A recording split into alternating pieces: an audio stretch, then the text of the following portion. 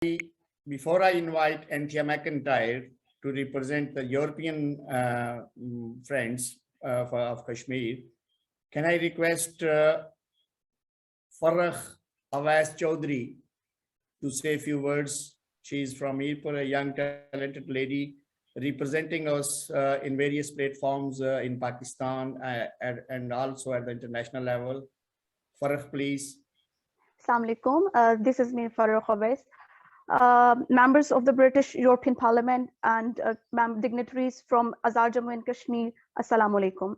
My sincere thanks to JKSDMI for inviting me. I'm privileged to be here today. Very happy Women's Day to all the amazing women, since this day commemorates the cultural, political, and economic achievements of women around the globe. Being daughter of Kashmir, I feel it's equally important to acknowledge and recognize all the women and girls who are bravely fighting for their rights, especially the women in the war and conflict zones.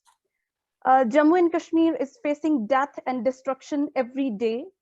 At present, everyone in Kashmir is immensely subjugated, but women are the biggest victims of this inhuman siege. Kashmir represents the worst case of human barbarity, and particularly the condition of women in Indian occupied Kashmir is vulnerable. Women do not enjoy the basic rights which are given under the Universal Declaration of Human Rights and even promised under the Convention on the Elimination of All Forms of Discrimination against Women.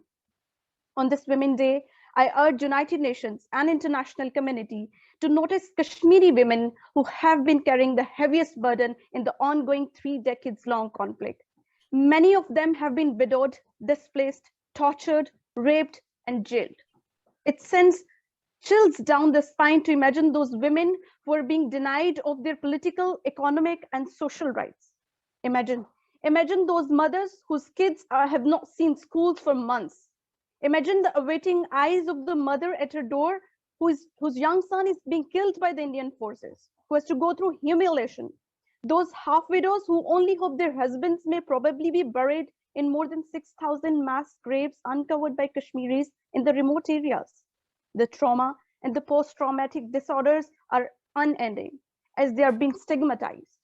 Indian occupation forces have made more than 12,000 women widows by killing their husbands, and more than 11,000 women of all ages have been raped by the occupation forces as an act of vengeance to terrorize Kashmiri people. Despite being signatory, and India is shamelessly violating, women of Kashmir deserve huge respect and appreciation.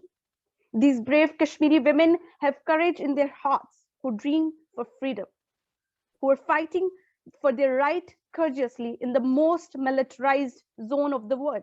I urge United Nations Security Council to take a bold step towards enabling peace to Indian occupied Kashmir.